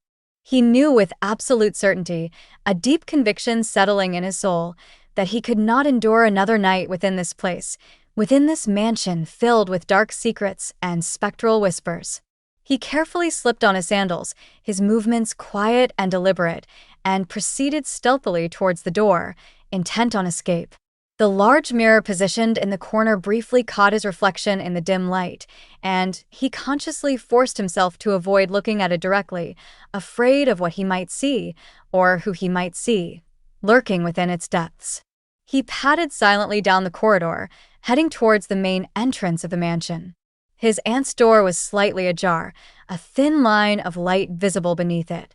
Through the opening, he could see her asleep on the floor mattress she typically used when visiting, a small, familiar figure in the grand hallway. He paused momentarily, his heart aching with a mixture of fear for himself and concern for her. The soft illumination from the hallway lamp gently illuminated her face, peaceful in sleep. He felt a strong, urgent desire to awaken her, to tell her everything, and flee together, to escape this place side by side, but he was apprehensive that waking her would inevitably lead to questions for which he possessed no easy answers, questions that would be impossible to explain quickly or believable. He moved silently past her door, leaving her to her rest, and placed his hand upon the cool metallic doorknob of the mansion's main entrance, his escape route. It turned without resistance, the lock clicking softly, granting him passage. He exhaled a sigh of relief, a silent whoosh of air, anticipating the sensation of cool, fresh air awaiting him outside, the freedom of the open street. However, before he could exert pressure to push the heavy door open, a firm, strong hand unexpectedly grasped his arm, her grip like steel. Kwesi yelped in surprise, a small, startled sound, and quickly turned to confront Enkay, whose dark eyes were fixed intently upon him, illuminated by the dim hallway light. She was clad in a long, white robe that billowed softly in the faint draft from the hallway, her form seeming to radiate a soft glow in the dim illumination, almost ethereal. She exuded a sense of composure, her face calm, yet also possessed an undeniable, palpable strength that radiated from her presence. Kwesi attempted to withdraw his arm from her grasp, pulling away, but her grip tightened perceptibly, holding him fast. "Where do you suppose you are going, Kwesi?" she inquired softly, her voice low but infused with a calm, undeniable authority that left no room for doubt. Kwesi's legs felt suddenly unsteady, weak beneath him. He met her gaze directly, forcing himself to hold her eyes, refusing to lower his own. "I am departing Enkay," he stated, his voice trembling slightly but maintaining a surprising clarity and firmness. "I am unable to remain here for any longer. I cannot stay." Enkay's mouth curved into a faint, unsettling smile. She did not relinquish her hold on his arm, her grip unwavering. "You are now under my domain, Kwesi," she declared, her voice quiet but absolute. "You belong to me now. You cannot simply choose to walk away from your commitments." Kwesi's cheeks flushed with heat, a surge of anger and defiance washing over him. He forcefully pulled his arm free, his movement sudden and strong, and stepped backward quickly. His foot inadvertently caught on the edge of a rug near the door, causing him to stumble momentarily, nearly falling. Enkay moved with remarkable swiftness and grace, positioning herself directly in front of him, effectively obstructing his path to the exit, a barrier he could not pass. Her robe draped around her like a dramatic curtain, adding to her imposing presence. She extended her hand and gently placed it upon his shoulder. Kwesi froze as the initially cool touch seemed to spread a surprising, unsettling warmth throughout his skin, like a brand. "I shall not inflict harm upon you, Kwesi," she whispered reassuringly, her voice soft, a stark contrast to her actions. "However, I shall not countenance your departure. You will remain." She grasped his wrist firmly, her grip strong, and began to pull him gently but irresistibly down the length of the hallway, away from the exit. Kwesi's heart pounded frantically within his chest as he scrambled to maintain pace with her long strides. They arrived at a door that Kwesi had never encountered before, a door that seemed deliberately hidden. It was constructed of plain wood, unadorned, and notably lacked any adjacent mirror, unlike the other prominent doors in the mansion. Enkay pushed it open with determination and strode inside without uttering a single word, her purpose clear. He followed her, blinking rapidly to adjust to the sudden, profound darkness within the room, a stark contrast to the hallway. A solitary lamp hung suspended from the ceiling, its light dim and weak, casting long, distorted shadows and an eerie, unsettling ambience. The walls of the chamber were entirely covered with mirrors, floor to ceiling, mirrors of varying dimensions and shapes, their frames intricately carved with peculiar, unfamiliar symbols that seemed to writhe in the dim light. A dense, heavy fragrance of burning incense permeated the atmosphere, thick and cloying, making it difficult to breathe properly. Kwesi swallowed nervously, his throat tight, and stepped inside the room fully, drawn by a terrifying curiosity. Enkay closed the door firmly behind them, sealing them within the mirrored chamber, and turned to face him directly. The numerous mirrors on all sides reflected her tall, imposing form multiple times and Kwesi's much smaller figure standing before her, trapped in the infinite reflections. She folded her arms across her chest, her posture one of unwavering confidence, and observed him with unwavering, calm eyes, assessing his fear. Kwesi's breath hitched in his throat. The room felt oppressively confining, like a deliberate, inescapable trap designed to disorient and capture. He swallowed again, trying to find his voice, and compelled himself to speak, despite the terror gripping him. "Allow me to depart, Enkay," he requested, his voice shaking slightly. "What precisely is the reason for this action? What transgression did I commit to warrant this treatment, this confinement?"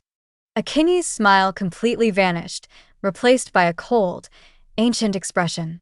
Her voice acquired a colder, more ancient quality, losing its warmth and becoming chillingly resonant. "You are aware of the reason, Kwesi," she stated, her eyes holding his. "You perceived the spectral forms in the mirror in your chamber.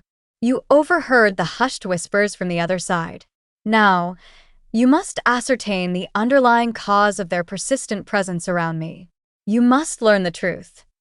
She took a deliberate, slow step towards one of the tall mirrors positioned against the furthest wall of the room.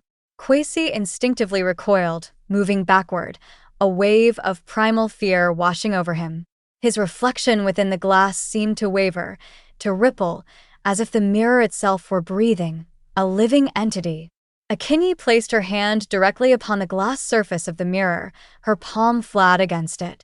The surface immediately rippled under her touch, resembling disturbed water, waves spreading from her hand.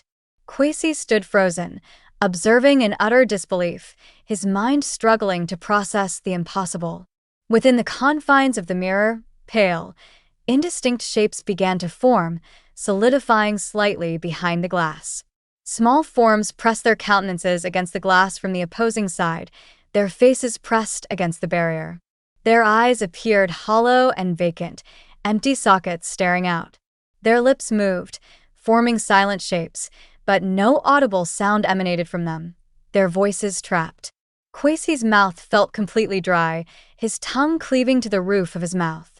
He took a hesitant step forward, inexplicably drawn by the silent expressions of distress and the silent, unheard screams trapped within the glass.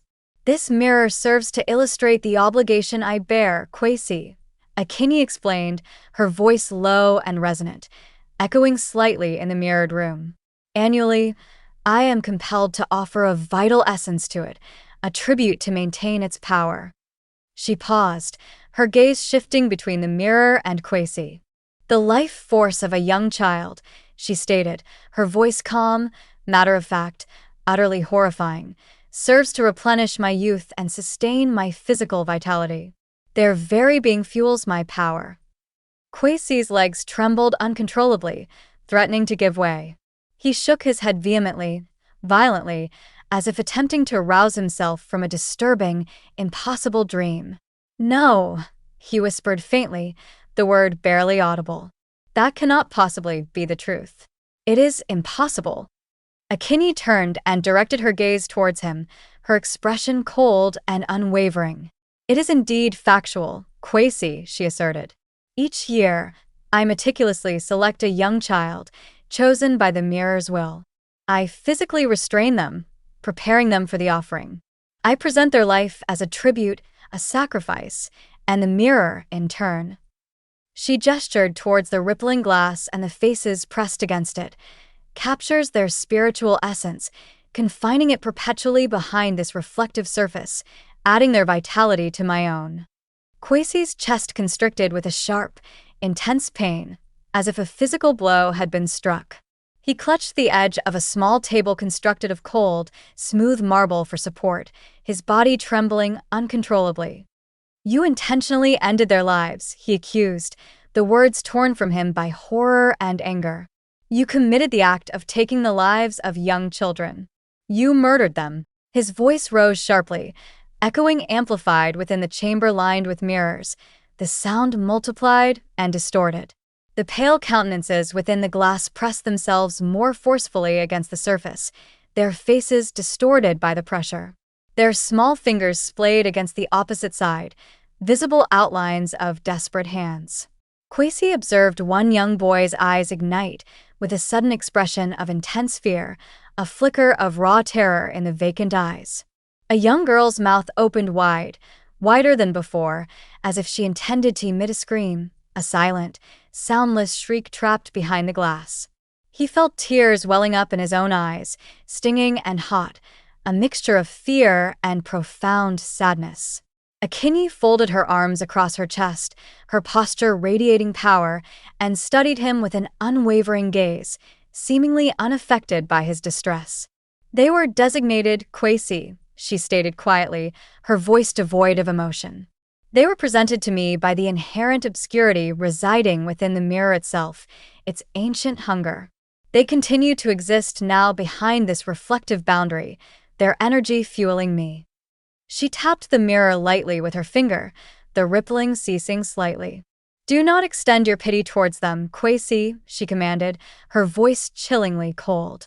"Their very souls provide sustenance for my physical form, for my enduring youth and strength.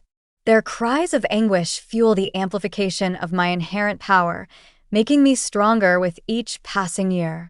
She stepped back deliberately and made a sweeping motion with her hand through the air, a theatrical gesture. The fragrant smoke from the incense curled around her, creating the appearance of a mystical cloak, enhancing her terrifying presence. Kwesi pushed himself away from the edge of the marble table, finding a reserve of strength born of desperation. He regarded Enkay with profound horror, his vision blurring slightly through the tears. His hands trembled so violently that he found it impossible to remain standing steadily, his legs like water. "Cease this action, Enkay," he implored, his voice cracking with emotion, pleading with her. "Desist from this practice. If you genuinely possess such significant strength, such power, there is no necessity for you to inflict harm upon any living being, especially innocent children." The surface of the mirror rippled once more, the trapped faces contorting. The spectral forms of the children writhed within the glass, as if they were experiencing the intensity of his anger and despair, their silent agony visible. Their gazes were fixed upon him, conveying a desperate, silent plea for release, for rescue. Enkay's lips curved upwards into a slight, cruel sneer, a mask of contempt. "You articulate yourself as though you possess an understanding of genuine strength. Child," she stated dismissively, her tone mocking. "However, you shall very soon comprehend the true price that authentic power necessitates. It demands sacrifice." Her eyes gleamed with an unsettling intensity, a predatory light. Kwesi's heart pounded relentlessly, a frantic drumbeat in his ears. He recognized, with a sudden, urgent clarity, the necessity of bringing this horrifying situation to an end, of shattering this cycle of cruelty. He quickly surveyed his surroundings, his eyes darting across the room, seeking an object that he could potentially utilize, a weapon against the glass. His gaze settled upon a heavy lamp situated upon the marble table beside him. It was constructed of solid brass and possessed a thick glass shade, an imposing, sturdy object. It stood upright, resembling a small decorative statue.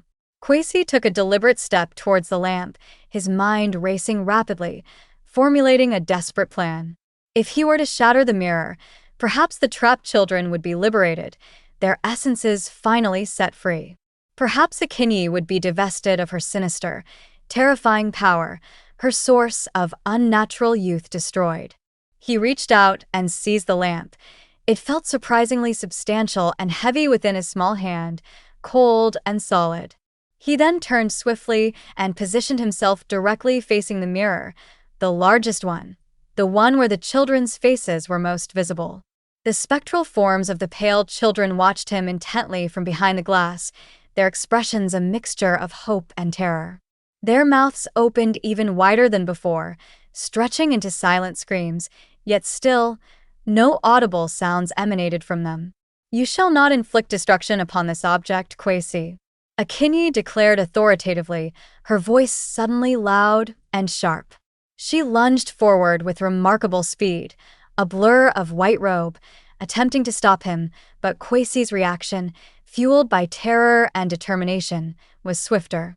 He lifted the heavy lamp high above his head, summoning all his youthful strength, and allowed it to fall forcefully towards the marble floor. The glass shade immediately shattered upon impact, sending sharp fragments flying outward across the room like shards of ice, scattering everywhere. Enkay cried out in frustration and rage, a guttural sound, and lunged towards him, her hand outstretched.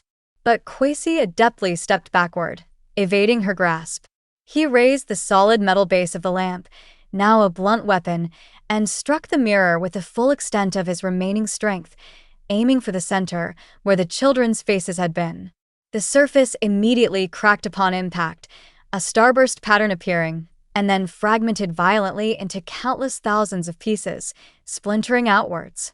Glass shards rained down upon the floor, glittering as they fell.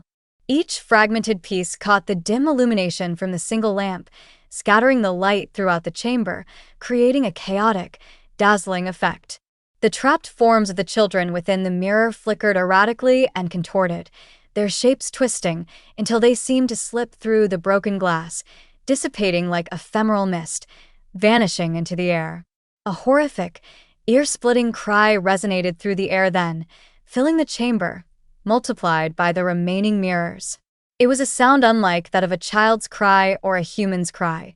It seemed to embody the collective suffering and anguish of the entire world released instantaneously, a terrible, primal scream. Kwesi covered his ears tightly with his hands, but the sound only intensified, echoing resoundingly off the mirrored walls, filling every corner of the room, piercing through his hands. Hot tears streamed uncontrollably down his cheeks, tears of fear, pain, and perhaps relief for the children. He collapsed to his knees amidst the fragmented pieces of the shattered lamp and the sharp fragments of the broken mirror, the glass biting into his skin. Enkay stood momentarily in the midst of the scattered mirror shards, frozen. For a brief interval, she appeared completely unharmed, her white robe billowing dramatically around her form, seemingly untouchable.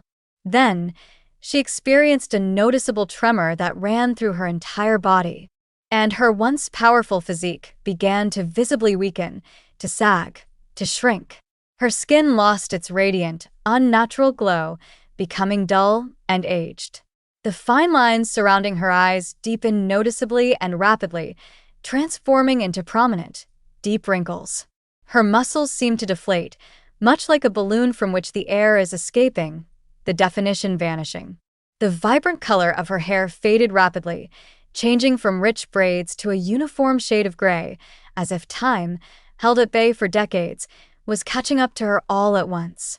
Kwesi watched in stunned disbelief as she gradually crumpled and fell to the floor amidst the glittering glass, her strength completely gone. The once pristine ivory robe tore in various places as she fell and lay in tattered sections around her diminished, fragile form. She stared blankly upwards at the shattered mirror frame above her, her eyes wide but devoid of expression, of life. Kwesi cautiously crawled forward through the glass shards but hesitated before reaching her, afraid of what he might find. He had never experienced such profound fear, such raw terror, yet deep down, amidst the chaos and horror, he understood that he had acted righteously, that he had done what needed to be done. The terrifying cry gradually subsided into a distant, almost inaudible whisper, and then, finally, complete silence descended upon the room, broken only by Kwesi's ragged breathing. Enkay lay prone on the hard floor, her chest exhibiting a slow and shallow rise and fall, the only indication that she was still alive. Her hands, once strong and firm in their grip, now trembled uncontrollably, frail and aged. Kwesi squeezed his eyes shut tightly for a moment and then opened them again, confirming what he saw, the transformation undeniable. She was no longer the formidable and fearsome Slay Queen. She was now merely an elderly woman, visibly broken by the consequences of her own sinister pact with the mirror, by the retrieval of the stolen youth. Kwesi felt a constriction tightening in his throat, a mixture of lingering fear, sorrow, and a strange pity. He knelt cautiously beside her and gently placed his hand upon her shoulder, a hesitant touch. Enkay's eyes fluttered open weakly, struggling to focus. She looked directly at Kwesi, her gaze connecting with his, and attempted to produce a smile, but the effort proved futile, her lips barely moving. "Why, Kwesi," she whispered, her voice barely audible and weakened, raspy with age and defeat. "Why did you undertake that action? Why did you destroy it?" Kwesi's vision became obscured by tears again, but he managed to see her face clearly. He swallowed hard before responding, his voice soft but steady. "Because you inflicted harm upon young children, Enkay," he stated softly, the truth simple and brutal. "Because no individual possesses the right to maintain their youthfulness, their vitality, by causing suffering and ending the lives of others, especially innocent children." Enkay closed her eyes and nodded once in acknowledgement, a single, slow movement of her head. A solitary tear traced a path down her visibly wrinkled cheek, a silent acknowledgement of her defeat and the terrible cost of her power. Kwesi slowly stood up, his legs still unsteady, and surveyed the disarrayed chamber, the scene of the confrontation. The lamp lay scattered in numerous fragmented pieces on the floor. The mirror, once whole and imposing, was reduced to jagged remnants within its frame, its power shattered. Dust motes drifted through the air, disturbed by the chaos, sparkling like countless minuscule stars in the fading light filtering into the room.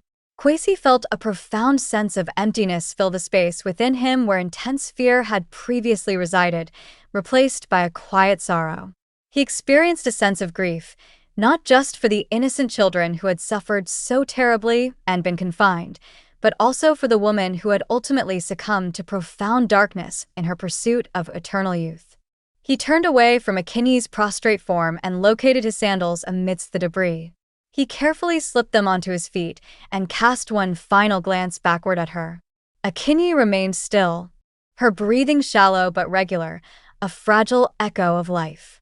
He was uncertain of what the future held, for himself or for her, but he knew with absolute certainty that he had to depart from this place, to leave behind the harrowing memory of that terrible mirrored chamber and the secrets it held. He walked towards the door and paused briefly, his hand on the doorknob. He looked at Enkay one last time. The slow rise and fall of her chest served as a poignant reminder that even broken hearts and defeated bodies continue to beat. He softly whispered, "Farewell," the word barely audible in the silent room, and slipped out into the hallway, leaving the shattered mirror and its broken mistress behind. The door closed behind him with a soft clicking sound that seemed to echo not in the hallway, but deep within his chest. In the silent corridor, Kwesi inhaled deeply, filling his lungs with air that felt clean and free from the heavy scent of incense, and directed his path towards the staircase, towards the exit. The mirrored chamber lay behind him, its dark secret shattered, its victims hopefully liberated. He did not look back again, not even once, as he walked towards the dawn. Kwesi stepped out into the pale light of the nascent dawn, the sky above Okara beginning to brighten with the promise of a new day. The main entrance door of the expansive mansion closed softly behind him, a quiet click that seemed to seal away the horrifying events he had just witnessed within its walls. He felt the cool morning air gently caress his face, carrying the sense of damp earth and distant cooking fires, the familiar smells of the city he knew. Within the pocket of his worn trousers, he carried a folded scrap of paper bearing his aunt's address, a link to the world he had left behind. Concealed in his other pocket, his hand gripping it tightly, he clutched Enkay's mobile phone, silent, undeniable proof of her cruelty and the terrible deeds she had committed. He drew a deep, steadying breath, trying to calm the lingering tremor in his hands, and exerted pressure to push the heavy wrought iron gate open. The hinges emitted a single, low groan before falling silent as the gate swung outwards. As Kwesi walked along the long driveway that led away from the mansion, he glanced back towards the windows, a final, hesitant look. Through a single pane of broken glass in one of the upper windows, he discerned the jagged edges of a shattered mirror frame, a dark scar against the mansion's facade. For a fleeting moment, his heart paused its rhythm as he thought he perceived the faint, ephemeral outline of a small hand pressed against the glass, as though someone was still reaching out from the other side, desperately seeking assistance, a final, silent plea. He blinked rapidly, shaking his head, and the disturbing image vanished, perhaps just a trick of the light or his tired eyes. His heart thumped forcefully in his chest, a heavy, insistent beat, but he compelled himself to continue moving forward, away from the mansion and its horrors. He hurried past flowering shrubs and meticulously trimmed hedges that lined the driveway, the sound of his sandals slapping rhythmically on the stone pathway, a steady rhythm of escape. With each step he took, he felt a sense of lightness he hadn't experienced in days, as if a heavy burden was being lifted from his shoulders. He contemplated the fate of the children who had been held captive within that mirrored chamber, now hopefully liberated from their terrible prison, and a sense of profound relief mingled with the lingering undercurrent of fear and sorrow. He gripped the scrap of paper bearing his aunt's address tightly in his hand, a lifeline, and resolved to seek help for those lost souls, for the injustice they had suffered. The road ahead stretched empty before him in the early morning light, but Kwesi did not reduce his pace, driven by a sense of urgency. By the time he reached the main thoroughfare of Okara, the sky was beginning to acquire a soft, beautiful pink and orange hue as the sun prepared to rise fully. A few vehicles passed by, their engines rumbling, and the low drone of a motorcycle sounded as it drove past him. He stepped onto the sidewalk and continued walking resolutely towards his home, towards the safety of his aunt. His legs ached with exertion, and used to such sustained effort, but he consciously disregarded the discomfort, pushing through the fatigue. He was driven by a singular, overriding thought: to reach his aunt, to disclose everything he had witnessed, and to locate anyone, who would genuinely believe his unbelievable, terrifying account. The journey felt protracted and long, despite the fact that he barely paused to rest, his adrenaline carrying him forward. He walked past various establishments that were beginning to open their doors for the day, shopkeepers sweeping sidewalks and vendors arranging crates filled with fresh fruit, preparing for the day's trade. Some individuals glanced briefly at him as he hurried past, a small, determined figure moving swiftly, but none were aware of the terrifying secret he carried within him, the weight of the horrors he had witnessed. He kept his head lowered, focusing his attention on the scrap of paper clutched in his hand, his destination clear. After some time had elapsed, a sense of familiarity settling in, he recognized a distinctly crooked sign marking the entrance to his aunt's street, a welcome sight. Kwesi turned the corner and slowed his pace slightly, the end of his journey in sight. The small house appeared exactly as he had last seen it, with its slightly chipped white walls, weathered but sturdy, and a tin roof that glinted brightly under the morning sun, reflecting the growing light. He pushed the gate open with a gentle pull, the familiar squeak of the hinges a comforting sound. Within the small yard, his aunt was seated on the front step, her head bowed, her hands clasped together in a posture of prayer or deep worry. Upon seeing him, her head snapped up and she gasped sharply, a sound of sudden, profound relief, and rose quickly to her feet. "Kwesi," she cried out, her voice trembling with emotion, tears immediately welling in her eyes. She rushed towards him and enveloped him in a tight embrace, holding him close as if afraid he would vanish. He felt her warm tears soaking through his shirt, a physical manifestation of her fear and worry for him. He returned her embrace just as fiercely, clinging to her, a wave of overwhelming relief washing over him, finally safe. "I feared something terrible had occurred, my child," she said, her voice broken by sobs of relief. "You are safe. You have returned." Kwesi stepped back slightly from her embrace and wiped the tears from his own eyes, his emotions finally surfacing. "I am all right, Aunt," he reassured her, his voice still shaky but firm. "But we must take action immediately. There is something you must see, something I must tell you." He unfolded the scrap of paper he had taken from the mansion and presented her with Enkay's address, the location of the horrors. He then produced the mobile phone from his pocket, the silent witness, and handed it to her, the device feeling cold and heavy in his hand. "Observe, Aunt," he stated quietly, his voice low and serious. "She was responsible for this. This is proof. She inflicted harm upon innocent children." His aunt accepted the phone with trembling hands, her eyes wide with apprehension. She opened the hidden folder, guided by Kwesi's whispered instructions, and once again saw the harrowing images, silent, undeniable proof of Enkay's horrific deeds, of the lives she had stolen and confined. "Oh, my dear child," she whispered, her voice barely audible, her face pale with shock. What have you seen? What has happened? She looked up at him, her eyes reflecting a complex mixture of hope, dread, and determined resolve. We are compelled to report this to the proper authorities, Kwesi, she stated firmly. The decision made. Kwesi nodded in agreement, acknowledging the difficult task ahead. They may not readily believe us, Aunt, he stated, anticipating the skepticism. Who would be inclined to believe that a person presented to the world as a glamorous slay queen is, in reality, a monstrous individual capable of such acts? His aunt's countenance assumed an expression of determined resolve, her worry hardening into purpose. We must endeavor to make them listen, Kwesi, she asserted, her voice stronger now. Those innocent children, those lost souls, are deserving of receiving justice, their stories told. She carefully placed the phone into her bag, securing it, and secured the paper in her pocket. Together, they stepped through the gate of their modest home and walked towards the busy street, heading towards the authorities, towards the unknown. Just as they reached the intersection, the noise of the city traffic surrounding them, Kwesi's trouser pocket vibrated. He retrieved his personal mobile device, the one he had owned before the mansion, not the phone he had taken from Enkay. He unlocked the screen and observed a notification for a new message from an unknown number. His breath caught in his throat, a sudden chill gripping him despite the morning warmth.